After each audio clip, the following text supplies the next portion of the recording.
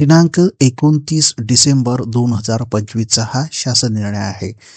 तर या शासन निर्णय कशा संबंधित आहे तर बघा, सन 2026 मध्ये राष्ट्रपुरुष थोर व्यक्ती यांची जयंती व राष्ट्रीय दिन साजरी करण्याबाबत हा शासन निर्णय आहे. या निर्णयामध्ये शासनाने काय म्हटलेले आहे ते आपण समजावून घेणार आहोत आणि कोणकोणत्या राष्ट्रीय पुरुषांची थोर व्यक्तींची जयंती साजरी केली जाणार आहे किंवा कशा पद्धतीने ती साजरी करायची आहे ते देखील या जी-आरमध्ये शासनानं म्हटलेलं आहे. तर बघूया एकंदरीत या जी-आरमध्ये शासनानं काय म्हटलेलं आहे. सन 2026 मध्ये राष्ट्रपुरुष थोर व्यक्ती यांची जयंती व राष्ट्रीय दिनाचे कार्यक्रम सोबत जोडलेल्या परिशिष्टानुसार मंत्रालय व सर्व शासकीय, निमशासकीय कार्यालयामध्ये साजरे करण्यात यावेत. म्हणजेच खाली आता बघा, ह्या सगळ्या थोर व्यक्तींची जयंती ही साजरी केली जाणार आहे. तर ही कशा पद्धतीने साजरी केली जाणार आहे तर बघा, परिशिष्टामध्ये दर्शवलेले कार्यक्रम सार्वजनिक सुट्टी, साप्ताहिक सुट्टी, शनिवार आणि रविवार आणि स्थानिक सुट्टीच्या दिवशी येत असतील आणि या संदर्भात केंद्र शासनाने कार्यक्रम बदल सुचविल्यास त्याप्रमाणे साजरे करण्यात यावेत. अन्यथा ते कार्यक्रम त्याच दिवशी साजरे करण्यात यावेत.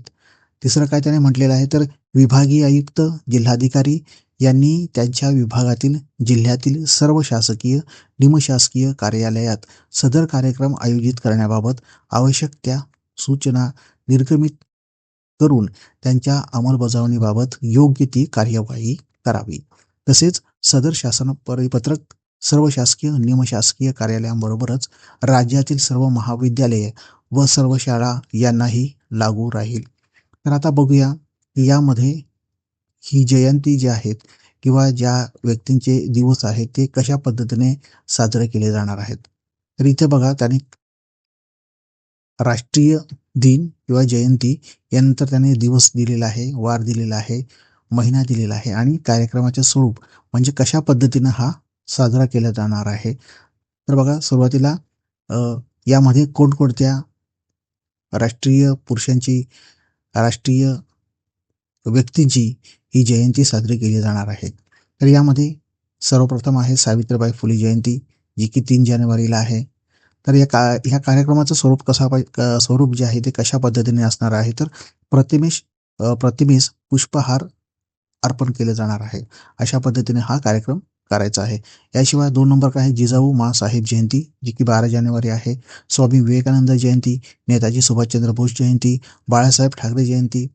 नंतर इथे बघा, संत रविदास महाराज जयंती, संत सेवालाल महाराज जयंती, छत्रपती शिवाजी महाराज जयंती, बाळशास्त्री जांभेकर जयंती, संत गाडगेबाबा जयंती, यशवंतराव चव्हाण जयंती, शहीद दिन, जो की 23 मार्च 2026 ला साजरा करायचा आहे. यामध्ये शहीद भगतसिंग, राजगुरू आणि सुखदेव यांच्या प्रतिमेस पुष्पहार अर्पण करायचा आहे.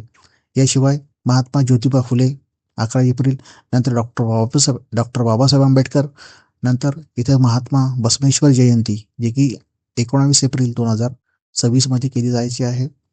राष्ट्रसंत तुकडोजी महाराज जयंती, छत्रपती संभाजी महाराज जयंती, दहशतवाद व हिंसाचार विरोधी दिवस बघा, हा 21 मे 2026 रोजी साजरा करायचा आहे. यामध्ये दहशतवाद व हिंसाचार विरोधी दिवसाची शपथ इथं घ्यायची आहे. याशिवाय स्वातंत्र्यवीर सावरकर जयंती, जे की 18 मे 2026, अहिल्याबाई होळकर जयंती, राणा प्रतापसिंह जयंती, राजश्री शाहू महाराज जयंती, वसंतराव नाईक जयंती, लोकमान्य बाळ गंगाधर टिळक जयंती, साहित्यरत्न अण्णाभाऊ साठे जयंती, क्रांतिसिंह नाना पाटील जयंती, सद्भावना दिवस हा कधी आहे तर 20 ऑगस्ट 2026, राजे उमाजी नाईक जयंती, भगवान सर्वज्ञ श्री चक्रधर स्वामी अवतार दिन हा सुद्धा यांचा सुद्धा जयंती साजरी करायची आहे. याशिवाय केशव सीताराम ठाकरे उर्फ प्रबोधनकार ठाकरे जयंती, नंतर इथे आहे पंडित दीनदयाळ उपाध्याय जयंती, अंत्योदय दिवस.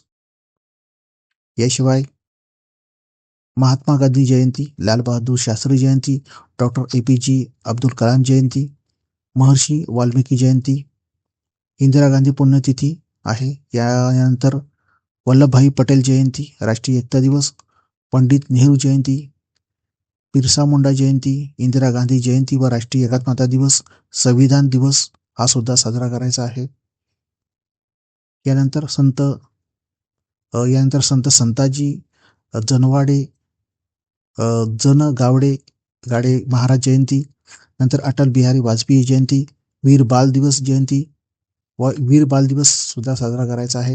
यानंतर डॉक्टर भाऊसाहेब उर्फ पंजाबराव देशमुख जयंती.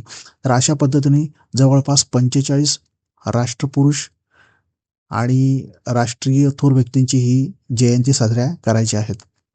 तर आपल्याला या व्हिडिओच्या माध्यमातून आपण हा पूर्ण जी आर समजावून घेतलेला आहे. तर हा जी आर मी खाली तुम्हाला डिस्क्रिप्शनमध्ये टाकतोय, तिथे तुम्ही जाऊन डाउनलोड करून पाहू शकणार आहात.